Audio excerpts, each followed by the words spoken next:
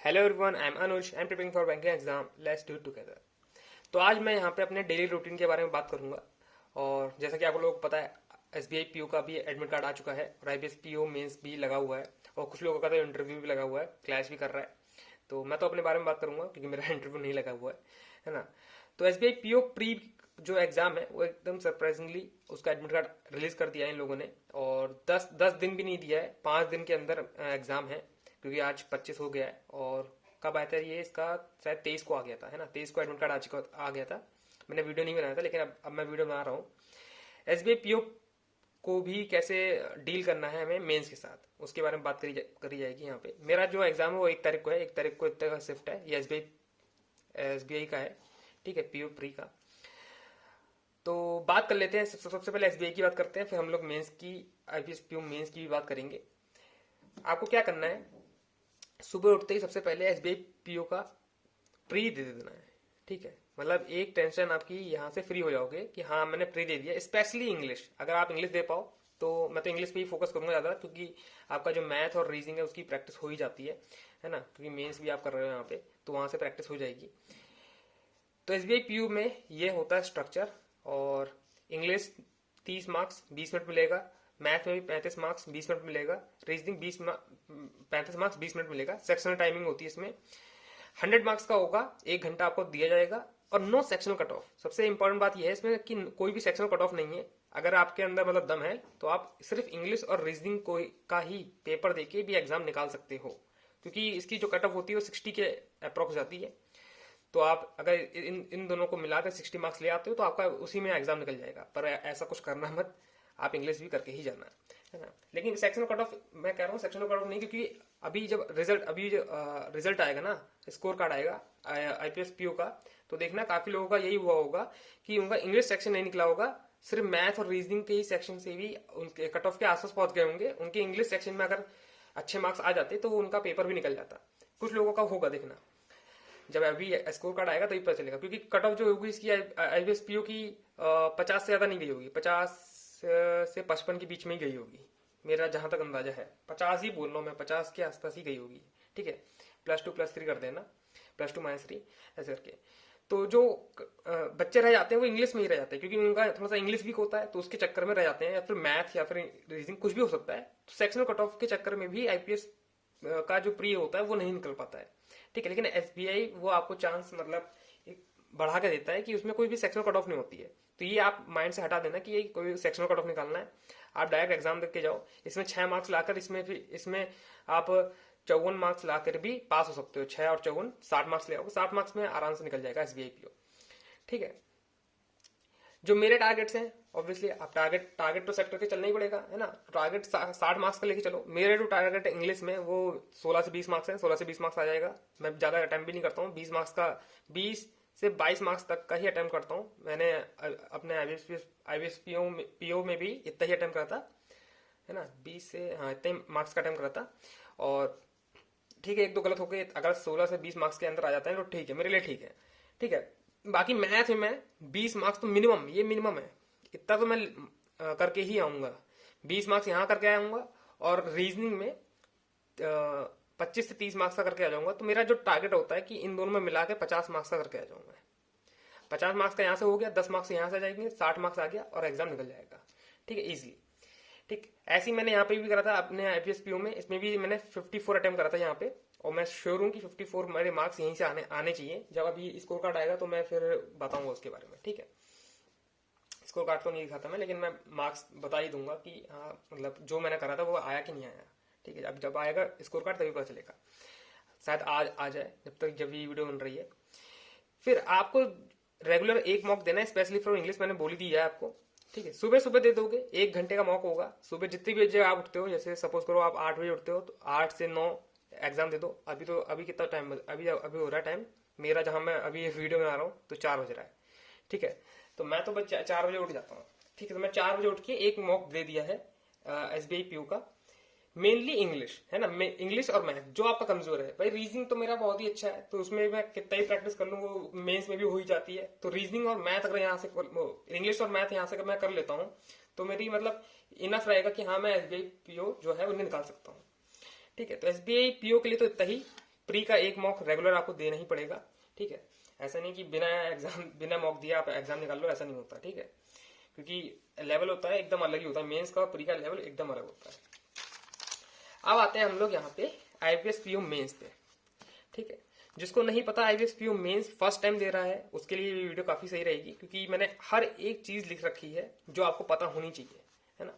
सबसे पहले तो आपको स्ट्रक्चर पता होना चाहिए क्या आने वाला है ना। यही नहीं पता होगा तो फिर कैसे, कितने मार्क्स का आएगा, कितना टाइम अलॉट हुआ होगा।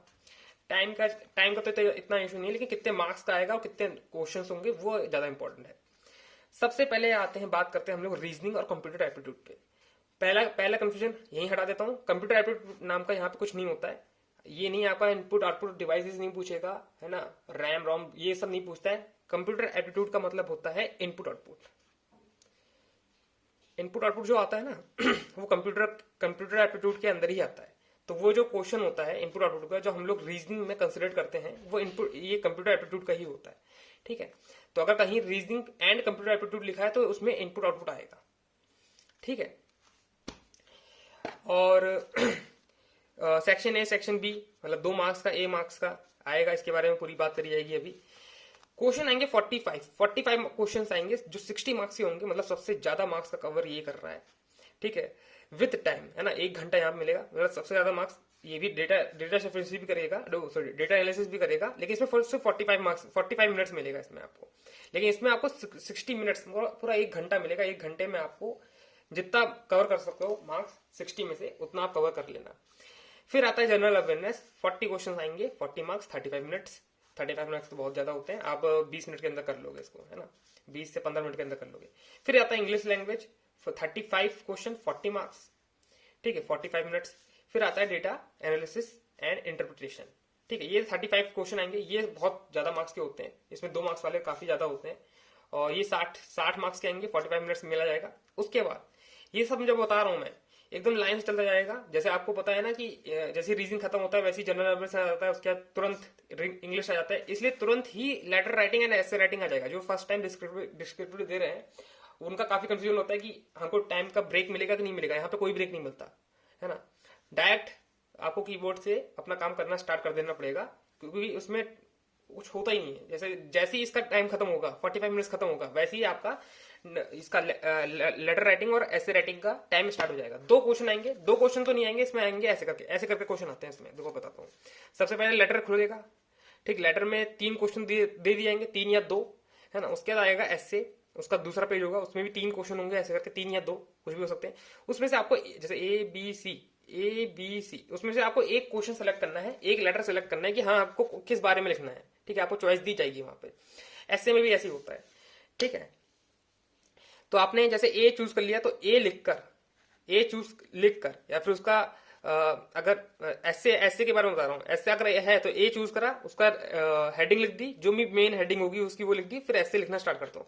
लेटर में भी ए बी, जैसे मैंने बी चूज करा तो बी लिखा, ए और बी लिख देना, नहीं तो उसको एग्जामिनर को पता नहीं चलेगा कि आपने किसी से स्टार्ट कर दिया। ये चीज लिखनी चाहिए, है ना, ठीक है। इसके बारे में पूरी बात करी जाएगी अभी। अब यहाँ पे आप देखो, ये लेटर जो होता है वो 10 मार्क्स का होता है, ऐसे होता है 15 मार्क्स का। 25 मार्क्स का आपका बन जाएगा, 2 क्वेश्चन करने हैं आपको, 30 मिनट्स मिलेगा, 30 मिनट्स के अंदर 2 क्वेश्चन करने हैं। 225 मार्क्स का टोटल होता है एग्जाम, और 157 क्वेश्चन आएंगे, 155 प्लस 2, ठीक है। 3 घंटा 30 मिनट का एग्जाम होगा आपका, ठीक है। 3 घंटा ऊपर वाला पोर्शन और ये 30 मिनट अलग से, ठीक है। अलग से नहीं, इसी में इंक्लूडेड होता है सब कुछ। एक सेकंड का भी टाइम नहीं मिलेगा इसे सर्च करने में। आपको 3 घंटा 30 मिनट पूरा बैठे रहना पड़ेगा और सारा आपको क्वेश्चन करना पड़ेगा, ठीक है। अब हम लोग यहाँ पे सीधा मेंस की बात करते हैं, जो मैंने पूरा लिख रखा है यहाँ पे विद टारगेट्स मेरे, मैं कैसे स्कोर कर रहा हूँ उसके बारे में बात करेंगे। सबसे पहले आते हैं रीजनिंग के बारे में बात करेंगे। रीजनिंग ही मेरा स्ट्रॉन्ग है, तो मैं इसको पूरा अच्छी तरह बता भी पाऊंगा आपको। फर्स्ट जो मेरा टारगेट रहेगा वो 20 से 30 मार्क्स का रहेगा। ये जो मेरा टोटल टारगेट है ना, टोटल टारगेट मेरा 20 से 30 मार्क्स का रहेगा। इतना अगर मैं ले आता हूँ तो बहुत अच्छी बात होगी मेरे लिए। लास्ट टाइम तो मैं ले आया था, इतना नहीं लाया था। मेरे लास्ट टाइम कितने थे, 28 या 27 के आसपास मार्क्स थे मेरे। मार्क्स बता रहा हूँ मैं, ठीक है। अटेम्प्ट तो ऊपर नीचे हो जाता है, मार्क्स हमेशा बताते हैं लोग, ठीक है। जो आपको फर्स्ट टारगेट रहेगा फर्स्ट 30 मिनट में, मतलब जैसे आपने एग्जाम खोला है तो आपका जो टारगेट रहेगा वो 20 मार्क्स का रहेगा, है ना। 20 मार्क्स का आप किसी भी तरह मतलब अटेम्प्ट कर देना 20 मार्क्स का।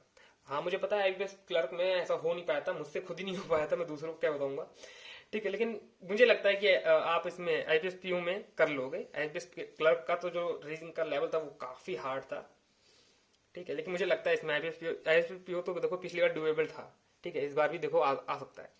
फर्स्ट प्रायोरिटी जो हमारी होनी चाहिए वो होनी चाहिए 1 मार्क्स 1 लाइनर वाली होनी चाहिए, ठीक है। 1 मार्क्स 1 लाइनर में क्या आता है, डेटा सफिशिएंसी आता है, स्टेटमेंट रिक्वायर्ड आता है। जो स्टेटमेंट रिक्वायर्ड होती है ना, एक प्री की पजल दे दी जाएगी, फिर उसमें पूछा जाएगा कि बता टॉप मोस्ट फ्लोर पे कौन बैठा है, 8 लोग बैठे हैं और टॉप मोस्ट फ्लोर पे कौन बैठा है, सारे डायरेक्शन दे दिया गया है। एक स्टेटमेंट दे दिया जाएगा, यहाँ बड़ी सी स्टेटमेंट लिखी होगी, फिर दूसरी स्टेटमेंट दे दी जाएगी, यहाँ पे लिखी रहेगी। आपको बताना है कौन सी स्टेटमेंट से आपका आंसर आ सकता है। फर्स्ट एक से अलग अलग, सेकंड से अलग, या फिर दोनों मिलाकर, दोनों इधर और ऐसे करके, या फिर नीदर नॉर। ये होता है सफिशिएंट, ये स्टेटमेंट रिक्वायर्ड वाले जो क्वेश्चन होते हैं वो ऐसे करके होते हैं, ठीक है। तो इन सब क्वेश्चन को आपको पहले टारगेट करना है।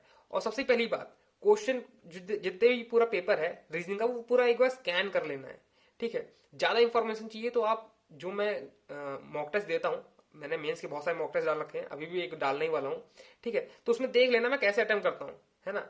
ये चीज सबसे इंपॉर्टेंट होनी चाहिए कि आपको अप्रोच पता होनी चाहिए। यानी कि आप लास्ट क्वेश्चन तक पहुंचे नहीं, आपके पास सिर्फ 10 मिनट बचे, लास्ट क्वेश्चन को पहुंचे, आपको पता चला कि हाँ मैं इस क्वेश्चन को भी कर सकता था लेकिन मैं नहीं कर पाया क्योंकि मैंने आगे के सारे क्वेश्चन में टाइम इन्वेस्ट कर दिया है। तो एक बार स्कैन जरूर करना है, देख लेना है कि क्या क्वेश्चन आए हैं क्या नहीं आए हैं, ठीक है। उसके बाद डिसाइड करना है कि हमें क्वेश्चन करना है कि नहीं करना है। क्योंकि होता क्या है, इतना बड़ा क्वेश्चन दे देगा, प्री लेवल का लगेगा आपको, बहुत सारी लाइन होगी लिखी होगी, और आपको लगेगा कि अरे वाह ये वाला क्वेश्चन तो मुझसे बन रहा है, और आपने देखा तो उसमें सिर्फ एक ही क्वेश्चन था, वही क्वेश्चन था सिर्फ, क्योंकि ऐसा होता है इसमें, ठीक है। तो आपको एक बार स्टेप आगे जाकर क्वेश्चन देख लेना है, मैं बताऊंगा उसका पूरा तरीका बताऊंगा, आप मेरे मॉक टेस्ट जाके देखना, उसमें मैंने पूरा तरीका बताया कि कैसे आपको स्कैन करना है, कैसे आपको क्वेश्चन को नेक्स्ट करना है, ठीक है।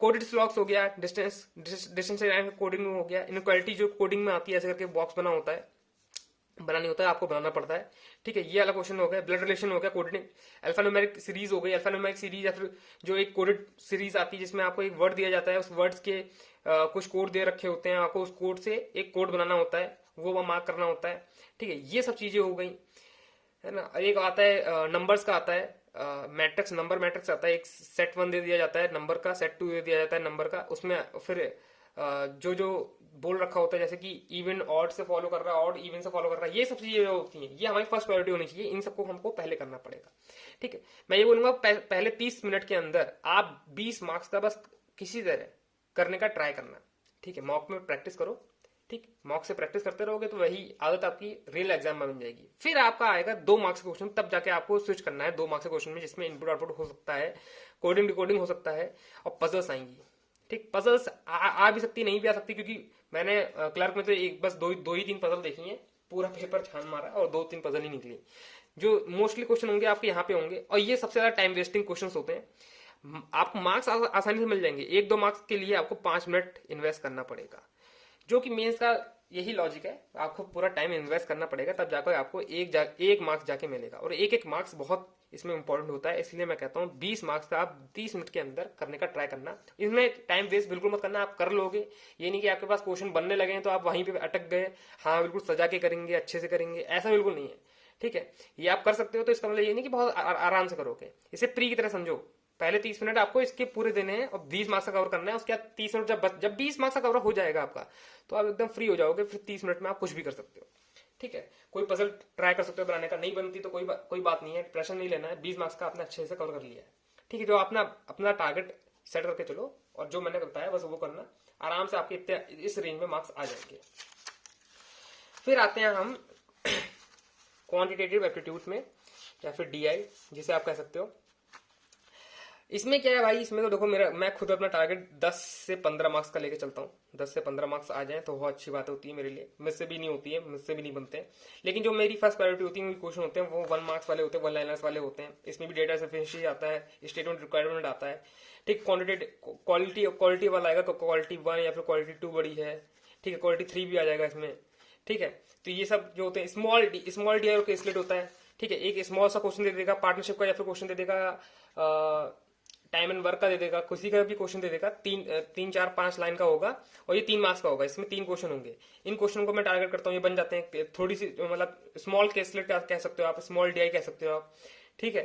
अर्थमेटिक क्वेश्चन तो आपको ऐसे डायरेक्ट देखने को तो बिल्कुल नहीं मिलेगा, अर्थमेटिक को ही इसी में इंटीग्रेट करके रखा होता है, ठीक है। अलग से अर्थमेटिक का कोई क्वेश्चन मुझे लगता नहीं आपको यहाँ पे देखने को मिलेगा, मिल भी सकता है लेकिन उसमें फिल इन द ब्लैंक्स होंगे, ठीक है। आपको फिलअप भरने पड़ेंगे कि बताओ इन चार ऑप्शन में से इसमें से कौन से ऑप्शन इसमें फिट बैठ सकते हैं, ठीक है। ऐसे क्वेश्चन आपको करना चाहिए, है ना। मैं इन्हीं को टारगेट करता हूँ, इन्हीं में से आपको 10-15 मार्क्स जहां से भी यहाँ पे गेन कर पाऊँ। फिर आता है लास्ट में आपको 2 मार्क्स वाले जो होते हैं क्वेश्चन होते हैं, वो पूरी डीआई होती है। एक आध डीआई ट्राई जरूर करना, अच्छे से टाइम इन्वेस्ट करना। आपको 45 मिनट दिया जाएगा, 45 मिनट्स में आपको 10-15 मार्क्स ले आते हैं तो बहुत बड़ी बात होगी यहाँ पे तो क्वांटिटेटिव एबिलिटी में। अब जिनका फर्स्ट प्राइमरी सब्जेक्ट है वो 20 मार्क्स भी ला सकते हैं, कोई बड़ी बात नहीं 20 मार्क्स लाना। लेकिन मैं वही बता रहा हूँ, जिनका जो रीजनिंग पे ज्यादा डिपेंडेंट है, उसका क्वांट उनका सेकंड सब्जेक्ट है, तो वो 10-15 मार्क्स यहाँ से ला सकता है, यहाँ से गेन कर सकता है। जो मैंने बताया कि पहले किस चीजों को टारगेट करना है, आपकी प्रायोरिटी सेट होनी चाहिए कि हाँ आप हमको इन क्वेश्चन को पहले देखना है, फिर उस क्वेश्चन को देखना है, और उसके पहले पूरे पेपर को स्कैन करना है। मैं बार बार बोल रहा हूँ, स्कैन करना जरूरी है। क्या पता लास्ट में जो क्वेश्चन हो, 3 क्वेश्चन 2-2 मार्क्स के, वो आपसे बन रहे हो और आपने उन पे ज्यादा फोकस ही ना करा हो, 6 मार्क्स वहां पे आपका छूट जा रहा हो, ठीक है। इसलिए कह रहा हूँ लास्ट तक जरूर जाना। फिर आता है जनरल अवेयरनेस। अब जनरल अवेयरनेस के लिए मैंने पूरा बता रखा है यार, बार बार सोर्सेस मेरे बस यही है। यूट्यूब पे वीडियो देखता हूँ मैं, ऑलिवर्ड की वीडियो देख लेता हूँ, और पीडीएफ जो होती है फिर क्लाउड की पीडीएफ वो मैंने डाउनलोड कर रखी है, उनको मैं पढ़ता हूँ बस, और कोई सोर्सेस नहीं है। पीडीएफ में मैंने पढ़े क्वेश्चंस कि हाँ भाई यस बैंक का कौन सा है, और आईआरएस है, और क्या है पीएनबी ने अभी कौन सा लॉन्च करा है, स्कीम लॉन्च करी है, एसबीआई की कौन सी स्कीम है, ठीक है, इंडसइंड बैंक की कौन सी स्कीम है, और भी आईसीआईसी है नहीं, आईसीसी वर्ल्ड कप जो चल रहा है उसमें कौन सा बैंक पार्टनरशिप में है, ठीक है। उनके साथ इंडसइंड बैंक है, इसके साथ मास्टर कार्ड है, ठीक है। तो ये सब चीजें आपको पता होनी चाहिए। जो अभी क्या अपॉइंटमेंट्स होती हैं, हाँ अपॉइंटमेंट्स आपको याद करके जाना पड़ेगा, ठीक है। और अभी एशियन गेम हुए, पूरा अच्छे से रट के चले जाना। उसमें 4th नंबर पे हम लोग आए हैं, मतलब मेडल्स में हमसे ऊपर भी कुछ लोग हैं, उनके बारे में पढ़ना है। चाइना है, जापान है, और शायद साउथ कोरिया है, ठीक है, इसी क्रम में है। पहले चाइना है, फिर शायद जापान है, फिर साउथ कोरिया है। कितने मेडल्स आए, कितने गोल्ड आए, ये सब आपको पता होना चाहिए, है कि नहीं। ये सब चीजें आपको याद करके जाना है, कहीं से भी कुछ भी क्वेश्चन, छोटा सा क्वेश्चन पूछ सकता है वो, ठीक है। अब ये तो नहीं पूछेगा कि भाई बताओ जैवलिन थ्रो में फर्स्ट गोल्ड मेडल किसको मिला है, सबको पता है भाई नीलर को मिला है, तो वो क्वेश्चन नहीं पूछेगा, एग्जामिनर नहीं पूछेगा, तो उस पर ज्यादा फोकस भी नहीं करना है। आप सेकंड पे जाओ कि सिल्वर किसको मिला है, ब्रॉन्ज किसको मिला है, ये चीजें होती हैं, ठीक है। जो फेमस चीजें होती हैं उनका जो सब फेमस होता है वो आप पढ़ा करो, ठीक है। तो वही अफेयर क्लाउड की कोई भी पीडीएफ हो, अफेयर क्लाउड ही नहीं कह रहा हूं मैं, कोई भी पीडीएफ हो, पीडीएफ से आपने क्वेश्चन पढ़े और फिर जाके वीडियो में जाके मैच करो कि हाँ हमने ये क्वेश्चन आया है कि नहीं आया है, ठीक है। वो लोग वीडियो में पढ़ाते हैं, आपके कान में जाएगा, भाई देखो सुनते रहोगे ना तो आपको ज्यादा याद रहेगा। मेरे में तो देखो वीडियो काफी हेल्पफुल रहती है मेरे लिए। 20 से 15 मार्क्स यहाँ पे आ जाए तो मेरे लिए बहुत अच्छी बात होगी। जुलाई, अगस्त, सितंबर और अक्टूबर, ये मेरे जो होंगे प्राइम जो होंगे ना, प्राइम मंथ्स, वो यही होंगे। जून भी मैंने पढ़ रखा है, मई भी पढ़ रखा है, ऐसी कोई बड़ी बात नहीं है। लेकिन मेरे जो मंथ है वो अगस्त और जुलाई ज्यादा है, अगस्त जुलाई से ज्यादा आ सकता है, और सितंबर से भी, ठीक है। अक्टूबर ज्यादा नहीं करूंगा, अक्टूबर 20 तारीख तक का ही करूंगा, उससे ज्यादा आएगा ही नहीं, ठीक है। उसके बाद आते हैं हम लोग इंग्लिश पे। देखो इंग्लिश में इतना कुछ बताने लायक है नहीं मेरे पास, मैं 20 मार्क्स का ही टारगेट लेके चलता हूँ। 20 से 25 मार्क्स का आ जाए तो अच्छी बात है। 20 से 25 मार्क्स तो मैं करके ही जाता हूँ, उसके बाद जो कुछ मतलब मार्क्स आएंगे वो तो बात की बात है। नहीं आ पाते हैं मार्क्स इंग्लिश में, इसलिए मैं ज्यादा इसमें बता नहीं पाता हूँ, ठीक है। लेकिन जो मेरे टारगेट्स रहते हैं वो ये क्लोज टेस्ट रहते हैं, sentence improvement, word replacement, phrases and idiom, ये फर्स्ट रहते हैं। इससे मैं 10 से 15 मार्क्स यहाँ से कवर कर लेता हूँ। फिर आरसी आता है, आरसी सबसे लास्ट में आता है, क्योंकि आरसी काफी टफ हो जाता है मेरे लिए, क्योंकि इसमें डायरेक्ट क्वेश्चन नहीं आते, है ना। प्री नहीं है ये, मेंस है, डायरेक्ट क्वेश्चन नहीं आएंगे। आपको बताना पड़ेगा कि हाँ बताओ भाई ऑथर क्या सोच रहा है, इस आपने जो पूरा पैसेज पढ़ा है तो उसके हिसाब से ऑथर ही क्या सोच रहा है अपने पैसेज पे, ठीक है, वो आपको बताना पड़ेगा, ठीक है ना। क्वेश्चन में नहीं बताएंगे वो लोग, नहीं बताएंगे कि भाई यहाँ देखो ऑथर ये सोच रहा है या फिर नहीं, कुछ अलग ही पूछेंगे उसमें, ठीक है। जनरल इनक्वालिटी का कोई टॉपिक आ गया, या फिर किसी का चंद्रयान का कोई टॉपिक आ गया। चंद्रयान का तो देखो ये जो डेटा ओरिएंटेड जो टॉपिक होते हैं, ऐसे टॉपिक आएंगे नहीं। इकोनॉमिक क्राइसिस वाले टॉपिक आ जाएंगे, या फिर अभी जो कॉन्फ्लिक्ट चल रहा है हमास और उसमें इसराइल में कॉन्फ्लिक्ट चल रहा है, उसमें आ जाएगा कोई टॉपिक आ जाएगा, ठीक है। फिर पूछ लेगा कि बताओ भाई अमेरिका यूएस क्या सोच रहा है इसके बारे में आपके हिसाब से, या फिर ऑथर के हिसाब से, क्योंकि ऑथर के मतलब किसी ने लिखा होगा ना वो चीज, तो उसके हिसाब से आपको ये चीजें पूछेगा। उसमें डायरेक्ट नहीं पूछेगा कि हाँ बताओ किसके बीच में कॉन्फ्लिक्ट चल रहा है ना। तो उसमें ऑप्शन आ जाएगा रशिया यूएसए, ये सब ऐसे आ जाएगा, ऑप्शन आ जाएगा इसराइल पैलेस्तीन, ऐसा करके ये ऑप्शन बिल्कुल नहीं आएगा। ठीक है, अपने दिमाग से निकाल भी देना। ठीक है, आर से थोड़ी सी टफ हो जाती है। ठीक है, तो यही आर सी सबसे लास्ट में करेंगे। एरर तो मैं स्किप ही कर देता हूँ, देखूंगा क्योंकि इतना टाइम तो मिलता ही नहीं, पहले मैं इन्हीं में इन्वेस्ट कर देता हूँ। अब लास्ट में आते हैं डिस्क्रिप्टिव टेस्ट, जिसके बारे में सबको मतलब हवा बना के रखा है, पता नहीं क्या डिस्क्रिप्टिव टेस्ट ही तो है भाई यार। मतलब क्या पढ़ते हो तो आ रहे हो, लिखते हो तो आ रहे हो। ऐसे राइटिंग किसने नहीं करी है? मतलब लेटर राइटिंग तो सभी नहीं करी है, ऐसे राइटिंग चलो मैं मान लेता हूँ, मैंने खुद मतलब इतनी भी मैंने खुद भी नहीं करी है, लेकिन लेटर राइटिंग सबने लेटर तो लिखे हैं ना। लेटर लिखना नहीं आता क्या? इतना मत डरो। ठीक है, इसमें आराम से आपको 10-15 मार्क्स तो मिल ही जाएंगे। 10-15 मार्क्स एवरेज होता है, सबको मिल ही जाता है। ठीक है, इतना बिल्कुल हुआ ना बनाओ उसको। ठीक है, डिस्क्रिप्टिव टेस्ट ही है, कोई बड़ी बात नहीं। मैं भी फर्स्ट टाइम जो मैंने एसबीआई पीओ का जो एग्जाम दिया था उसमें डिस्क्रिप्ट एसबीआई पीओ का मेंस का, उसमें भी डिस्क्रिप्टिव टेस्ट आया था। मैंने बिल्कुल कहीं से भी कुछ नहीं पढ़ा, अपने आप से खुद से प्रैक्टिस करी और जाके दे आया था। और हर बार यही करता हूँ, कोई अलग से इसमें मैंने कोर्स नहीं परचेज करके रखा है कि भाई डिस्क्रिप्टिव टेस्ट पढ़ने के लिए भी कोई कोर्स होना चाहिए। ठीक है, और इससे प्रायोरिटी उनको रीजनिंग को दो, मैथ को दो, और इंग्लिश को दे पाओ तो, और जनरल अवेयरनेस को दो। इतना इस पे मतलब फोकस करो, ये नहीं कह रहा फोकस मत करो, लेकिन इतना हवा मत बनाओ। ठीक है, डिस्क्रिप्टिव टेस्ट ही है, सबसे हो जाता है। दो चार चीजें इंपॉर्टेंट है, वो ध्यान रखो, आपको आराम से 10-15 मार्क्स मिल जाएंगे। ठीक है, सबसे पहले आते हैं लेटर राइटिंग में। किसी ने नहीं पढ़ा है लेटर राइटिंग 6th-7th क्लास में, आ जाओ पढ़ लो। ठीक है, क्या होता है जो मैं ये बता रहा हूँ ना, इससे आपको 3 मार्क्स तो यहीं से मिल जाएंगे। देखिए देखो, उसमें मार्क्स जो कहीं से लिखा तो नहीं होता है, लेकिन माइंड में ये लेके चलो कि हाँ भाई अगर हमने स्ट्रक्चर अच्छे से बना दिया तो वही हमको मार्क्स थोड़े गेन करा लेगा। मोस्ट इंपॉर्टेंट जो होती है इसमें रीडिंग, आपने अच्छी से रीडिंग कर रखी है तो आपको ये सब आ जाएगा। ठीक है, बातें अच्छे से लिखनी आती हैं, इंग्लिश में ग्रामेटिकल मिस्टेक नहीं होती है, तो ये सब चीजें इंपॉर्टेंट हो जाती हैं। अगर ग्रामेटिकल मिस्टेक होती भी है तो ये अगर आपने स्ट्रक्चर अच्छे से बना रखा है तो भी आपको मार्क्स मिल जाएंगे। ठीक है, तो आते हैं बॉडी पे आते हैं। सबसे पहले बॉडी पे आते हैं, 3 मार्क्स का लेगा, ट्राई करते हैं। जो सबसे पहला क्वेश्चन होगा एड्रेस। ठीक है, मतलब सबसे पहला स्टेप जो होगा लेटर राइटिंग में, एड्रेस, सेंडर का एड्रेस, जो मेरा एड्रेस है, जो मैं जहां से मैं सेंड करूंगा लेटर को, वो एड्रेस यहाँ पे लिखा होगा। इधर से स्टार्ट होता है। ठीक है, सब कुछ जैसे ये पेज होता है, एक पेज है, यहाँ पे आएगा एड्रेस। ठीक है, मेरा एड्रेस, फिर आएगा सेंडर रिसीवर का एड्रेस, जहां पे हम लोग भेज रहे हैं। ये तो सेंडर हो गया जो मैं हूं। रिसीवर जो होगा बैंक होगा, कोई इंस्टीट्यूट होगा, जो भी सब्जेक्ट दे रखा होगा, सब्जेक्ट का एड्रेस लिखना है यहाँ पे। एड्रेस नहीं दे रखा तो भाई खुद से बना लेना एड्रेस, इतनी कोई बड़ी बात नहीं। कुछ मुझसे पूछ रहे थे कुछ लोग कि भाई एड्रेस नहीं दे रखा तो एड्रेस कहां से लिखेंगे यार। अरे खुद से बना लो, XYZ कुछ भी लिख दो। अब XYZ भी कह रहे थे कि XYZ लिख दें, अरे भाई XYZ लिख दो, जो मर्जी हो वो लिख दो। ठीक है, लेकिन बस ये है कि फॉर्मेट में ये चीज होनी चाहिए। ये नहीं कि आपने एड्रेस लिखा ही नहीं, सीधे स्टार्ट कर दिया। मैं तो ये कहूंगा कि जो आपका एक्चुअल एड्रेस है वही लिखना है यहाँ पे।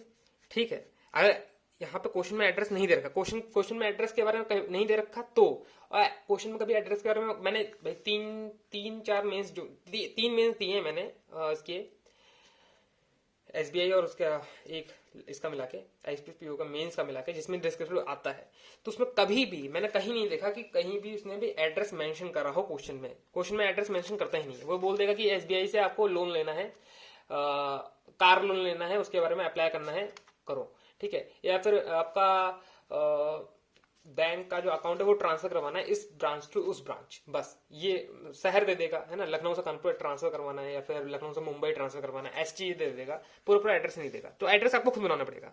ठीक है, अपना खुद का एड्रेस लिखा, जो एक्चुअल एड्रेस होता है मैं वो खुद ही लिखता हूँ, अपना एड्रेस लिखता हूँ। फिर रिसीवर का एड्रेस खुद से बना दो, जो भी स्टेट बैंक ऑफ इंडिया दे रखा है, फिर PNB दे रखा है, तो उसका नाम लिखकर, ब्रांच लिखकर, कुछ भी ब्रांच बोल दो, है ना, ब्रांच गोमती नगर ऐसे करके, या फिर ब्रांच जानकीपुरम।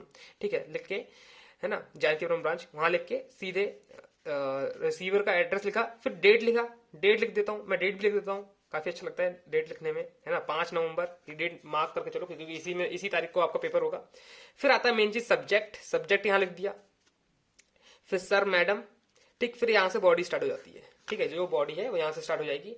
आपको भी बॉडी में this I am writing this letter to inform you, है ना, कुछ भी मतलब ऐसे करके स्टार्ट कर सकते हो। फिर जो भी लेटर के अंदर जो बातें होंगी वो आपको लिखनी पड़ेंगी। अगर लोन अप्लाई कर रहे हो तो लोन अप्लाई का अमाउंट लिखना पड़ेगा, अप्लाई करने का रीजन लिखना पड़ेगा, और लोन चाहिए क्यों ये लिखना पड़ेगा। वही चीज, मैं गरीब हूँ, है ना, ठीक है, वो सब इसमें लिखना है, ठीक है। फिर ये इतना पैराग्राफ लिख के 3-4 लाइन का, फिर काइंडली और ग्रांट वाली लाइन दो लाइन होती है वो आपको लिखनी ही पड़ेंगी। Thank you for giving me this loan, है ना, आई एम सो ग्रेटफुल, जो भी आपको लिखना पड़े। काइंडली वाली ग्रांट वाली लाइन जो होती है, जो आपको सबको पता है ना, लीव एप्लीकेशन कितनी बार हम लोगों ने यूज करी है। Kindly give me the leave of 2 days, I will come back, है ना, कुछ भी लिख सकते हो। तो वही बता रहा हूँ, बॉडी लिख के बाद फिर 2 लाइन काइंडली और ग्रांट वाली लाइन की हो गई। फिर आ गया बस ये देखो, 2 चीज और ध्यान रखनी है आपको। Looking forward for your response, ये होता है ना, होता है कि आपने पूरी सजावट कर दी, उसके ऊपर चेरी जो लगते हैं ना, फूड की सजावट करके थोड़ी सी एक चेरी रखते हैं, वो ये चीजें हैं। अगर ये चीजें रखोगे तो भाई, अगर एग्जामिनर पढ़ता भी है, मुझे पता नहीं एग्जामिनर पढ़ते हैं कि भाई कंप्यूटर पढ़ता है, लेकिन जो भी पढ़ता है एक अच्छा इंप्रेशन जाएगा, ठीक। Looking forward for your response, फिर थैंक यू ये लाइन आएगी, फिर योर सिंसियरली अनुज वर्मा, जो भी आपका नाम है XYZ, अगर उसमें नाम दे रखा है ना, अगर नाम दे ही रखा है लेटर में तो वो नाम लिखना, नहीं दे रखा तो अपना खुद का नाम लिख देना, ठीक। ये सारी चीजें आपको लिखनी है। ये बॉडी अगर आपने खुद ये बॉडी भी इसी स्ट्रक्चर में अपने लेटर लिख दिया है तो 3 मार्क्स मुझे लगता है यहीं से मिल जाएगा आपको। बाकी 7 मार्क्स आपका कंटेंट का होगा, जो आपने लिखा है अंदर, मिस्टेक आप करते हो उसके बारे में होगा, ठीक। ये हो गया लेटर का।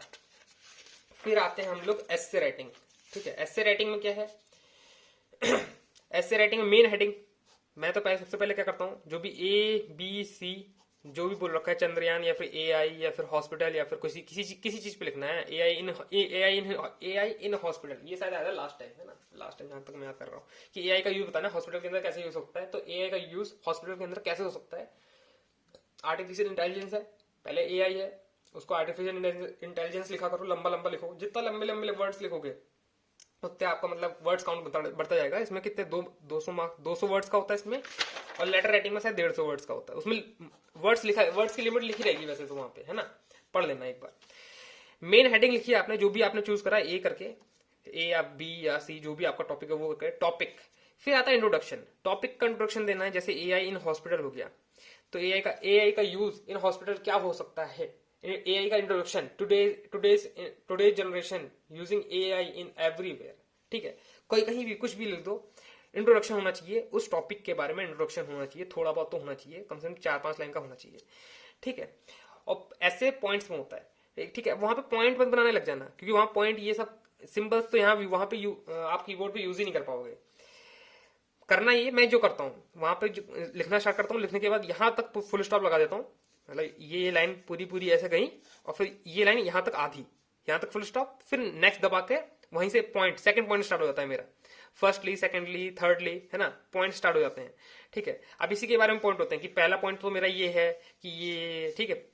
तो ऐसे करके दो 3 लाइन, एक पॉइंट ये, और फिर एक पॉइंट ये, और फिर लास्ट में कंक्लूजन, कि हाँ भाई कंक्लूजन भी कुछ ना कुछ तो रिजल्ट निकलेगा ना, जो हमने टॉपिक बताया है उसके बारे में, मेन टॉपिक के बारे में। अब AI इन हॉस्पिटल, उससे रिजल्ट क्या निकलेगा, चीजें आसान हो जाएंगी। डेटा जो रखते हैं हम लोग, वो डेटा आपको ज्यादा मैनेज नहीं करना पड़ेगा।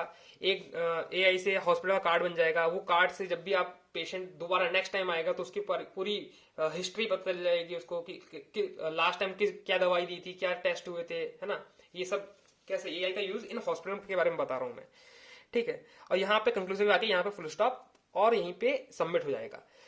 कोई भी थैंक यू मत लिखना भाई ऐसे में, ये नहीं कि भाई हम थोड़ा सा और चेरी बना देते हैं ना, है ना, हमने पूरी सजावट कर दी और थोड़ी सी एक चेरी रख देते हैं, ठीक है। तो यहाँ पे वो चेरी नहीं आएगी, ठीक है। यहाँ पे थैंक यू मत लिखना, ये ऐसे है, ठीक है। ऐसे में थैंक यू नहीं होता है यहाँ पे।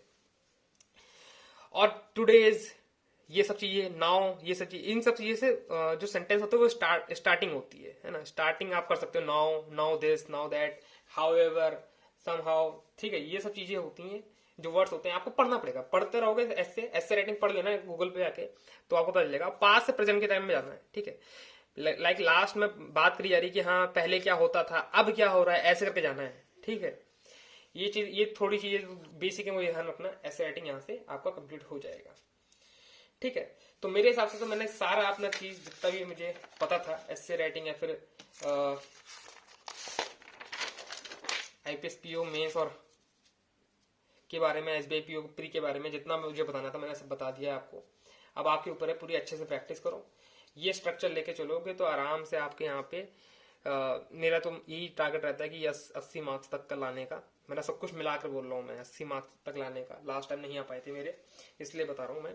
80 मार्क्स तक लाने का मेरा टारगेट है, इसमें आपको 60 मार्क्स लाना है, ठीक है। तो ये टारगेट रहेंगे हमारे, टारगेट लेके चलना। रेगुलर एक मॉक टेस्ट प्री का लगाना, सुबह सुबह प्री का लो, पूरे दिन फ्री रहो। स्पेशली अगर इंग्लिश, अगर ज्यादा टाइम नहीं मिल पा रहा तो इंग्लिश लगाओ और फिर मैथ लगाओ बस। रीजनिंग में लगाओ ही मत, अगर रीजनिंग आपको स्ट्रॉन्ग है मेरी तरह तो रीजनिंग मत लगाओ। फिर आता हो सिर्फ आईपीएस पीओ मेंस में, उसे पूरा दिन लगाओ, अच्छे से उसे एनालाइज करो, उसे उसके क्वेश्चन हुए हैं उनको दोबारा से क्वेश्चन को रीअटेम्प्ट करो, जो क्वेश्चन नहीं हो पा रहे उनको रीअटेम्प्ट करो, और एक दिन में एक मॉक टेस्ट पूरा लगाओ, उसको पूरा एनालाइज करो। फिर नेक्स्ट डे उस मॉक टेस्ट को देखने की जरूरत ही नहीं है। फिर लास्ट में देखना कि आपने क्या करा था मॉक टेस्ट में, और जो मॉक टेस्ट की जो जनरल अवेयरनेस होते हैं वो भी इंपॉर्टेंट होते हैं, उनको भी एक बार देखा करो, ठीक है, रिवाइज करा करो। And that's all for today, इतना बता दिया मैंने। और आपको एक मॉक टेस्ट तो अभी मैं अपलोड करूंगा, वो आपको देखने को मिल जाएगा, ठीक है, रीजनिंग के लिए, स्पेशली फॉर रीजनिंग भाई। और मेरे पास इतना टाइम नहीं हो पाएगा कि मैं सारा बना पाऊँ, क्योंकि रीजनिंग का ही 1 घंटा हो जाता है। और इस वीडियो को यहीं पे रखते हैं। And that's all for today, I will meet you guys in next video. Till then work hard and stay motivated. Thank you guys for watching and do mock test.